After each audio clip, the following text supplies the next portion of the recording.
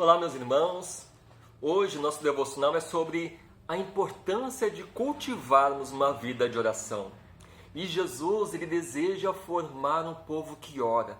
E o seu mandamento é claro. E o assunto é tão importante que ele nos diz por que, como, por quem e pelo que orar.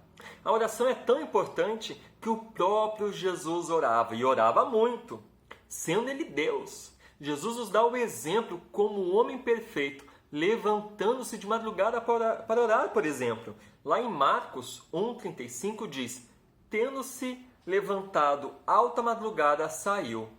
Foi para um lugar deserto e ali ele orava. Jesus procurava oportunidades para estar sozinho com seu Pai. Mateus 14:23 diz: despedidas multidões, subiu ao monte a fim de orar. Jesus, ele passava horas na presença do seu Pai buscando a sua face.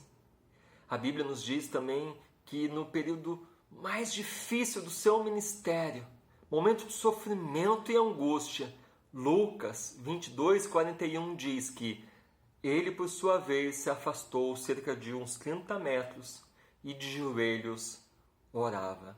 Jesus, ele orava, era um homem de oração. Assim nós, como seus discípulos, também devemos ser pessoas de oração, pessoas que buscam a sua face com todo o seu ser. Não tem coisa mais prazerosa do que estar na presença do nosso Criador, expondo as nossas petições e glorificando Ele com os nossos lábios pela oração. E por que Jesus orava? E pelo que devemos orar? John Piper destaca duas coisas. A primeira que ele destaca é para a glória de Deus. Jesus considerava a oração tão importante para os seus discípulos porque ele cumpria esse propósito perfeitamente. A glória de Deus. Em João 14:13, Jesus diz: e tudo quanto perdides em meu nome, isso farei, a fim de que o Pai seja glorificado no Filho. A oração foi planejada por Deus para manifestar tanto a plenitude dele quanto a nossa necessidade. A oração glorifica a Deus porque posiciona Ele no lugar certo. Nós, como pessoas sedentas, e coloca Deus na posição de fonte que sacia a nossa sede. Jesus, ele conhecia os Salmos, com certeza também o Salmo 50:15, no qual Deus, de modo semelhante a Jesus, ordena que oremos em busca de ajuda e mostra que a oração honra a Deus.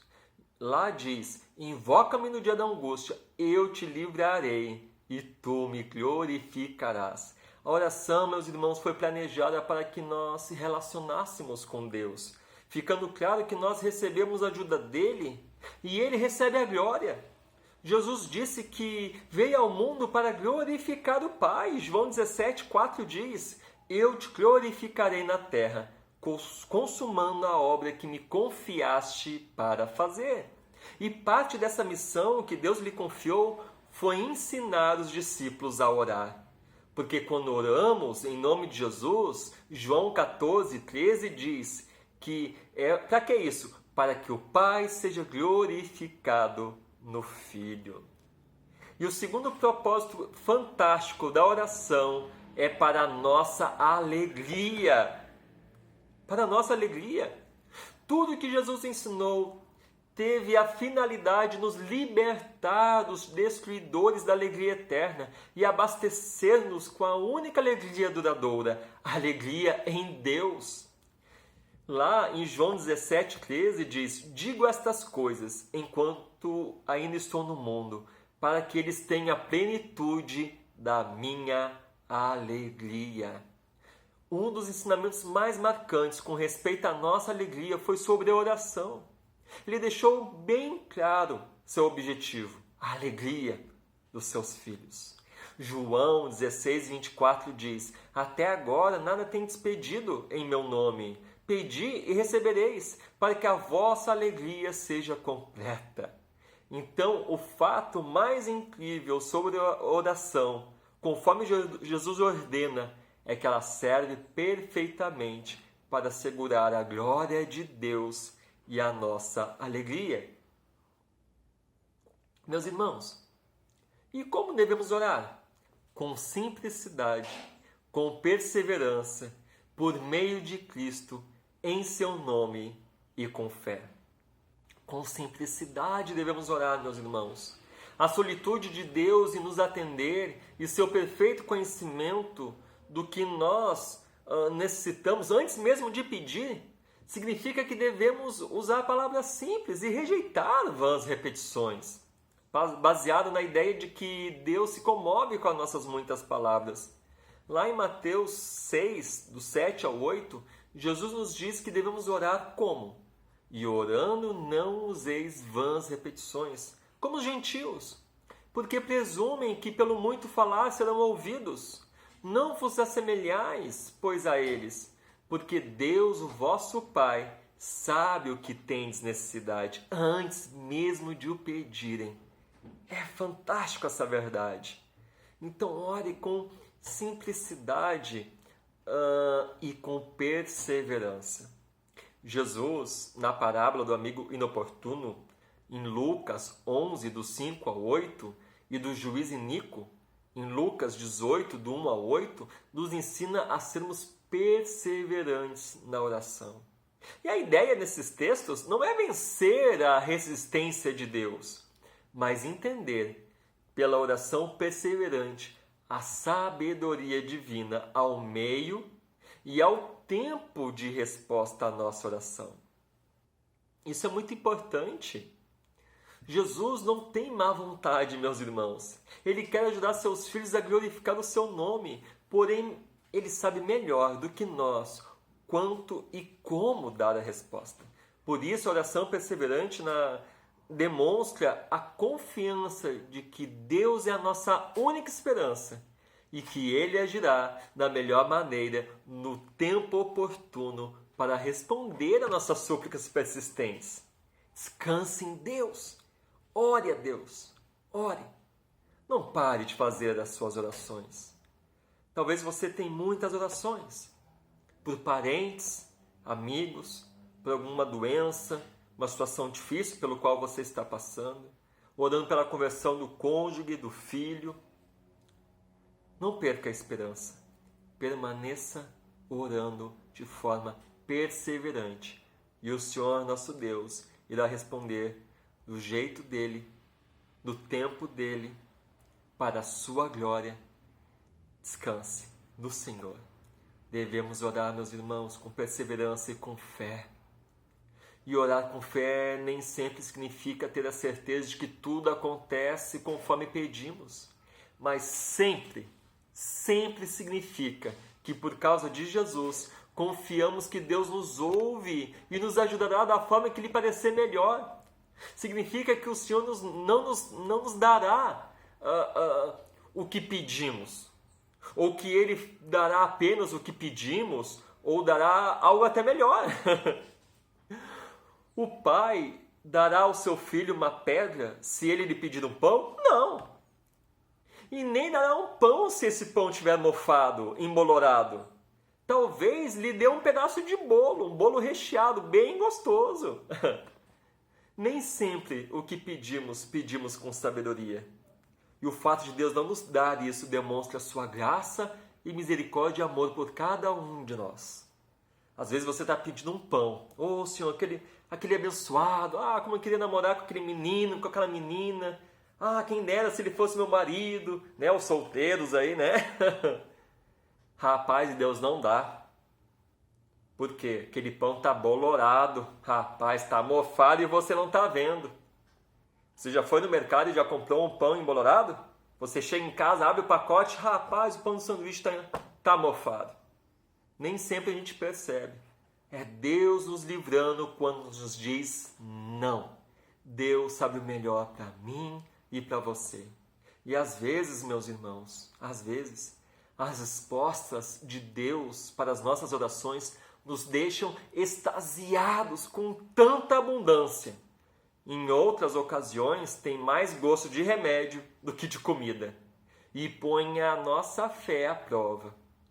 porque é o medicamento para a nossa real necessidade. Descanse na soberania de Deus, sabendo que Ele está ouvindo as suas orações e Ele sempre as responde na maneira dele. Na maneira dele. E devemos orar, meus irmãos, por meio de Cristo e de seu nome. Parece algo tão simples de falar, sendo que todos vocês sabem disso. Mas é bom lembrar. A confiança que temos na oração provém de Jesus. Jesus não apenas nos ensinou a orar, Ele morreu por nós e ressuscitou para remover os obstáculos insuperáveis no que diz respeito à oração. Sem a morte de Jesus, nossos pecados não seriam perdoados. Mateus 26, 28 fala sobre isso. E a ira de Deus permaneceria sobre nós.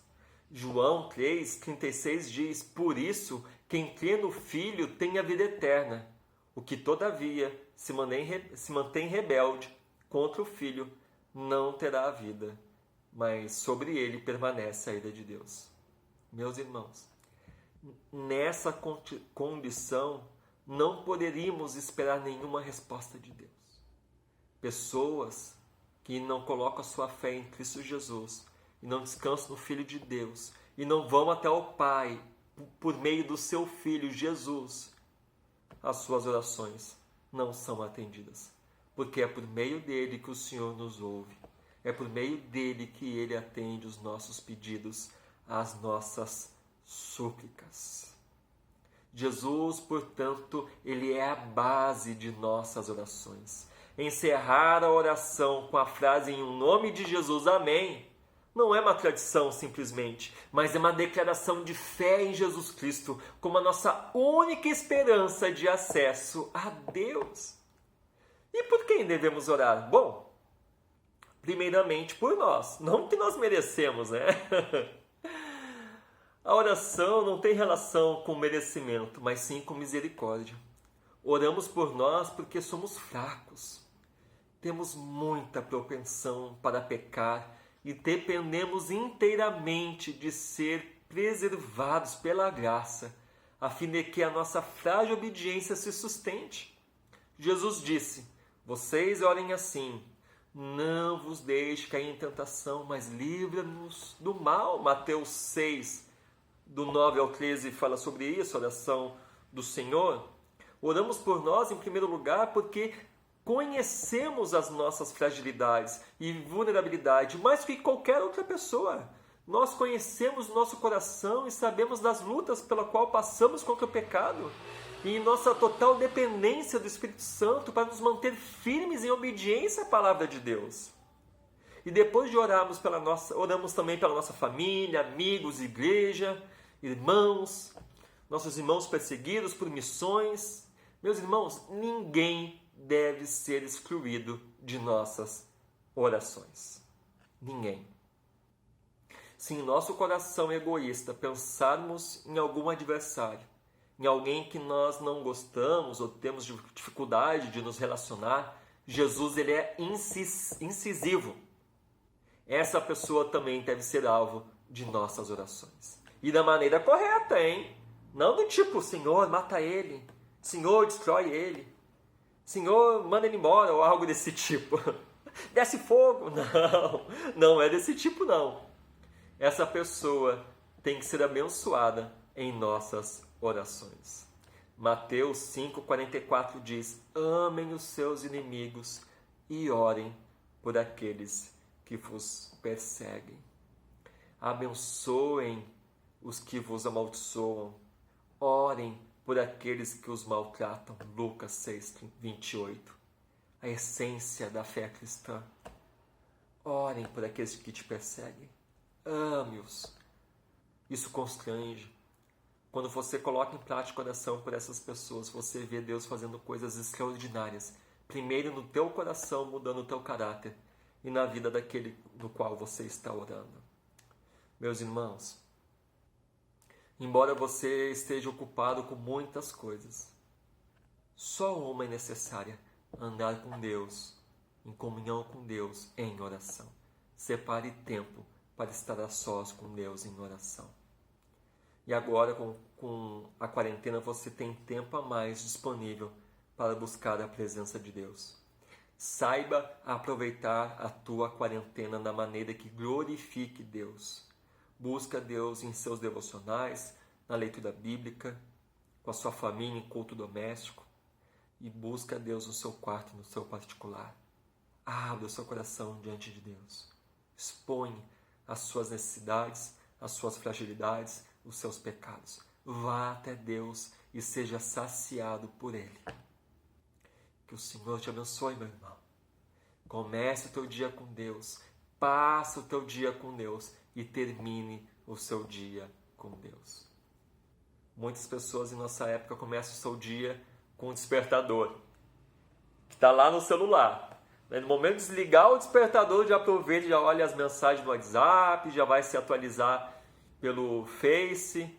Cuidado, meu irmão. Comece o seu dia falando com Deus. Passe o seu dia falando com o Senhor e termine o seu dia na presença de Deus. Não tem coisa melhor a se fazer. Que o Senhor te abençoe, que o Senhor te guarde e lhe dê uma semana abençoada em sua presença. Grande abraço, meu irmão, minha irmã.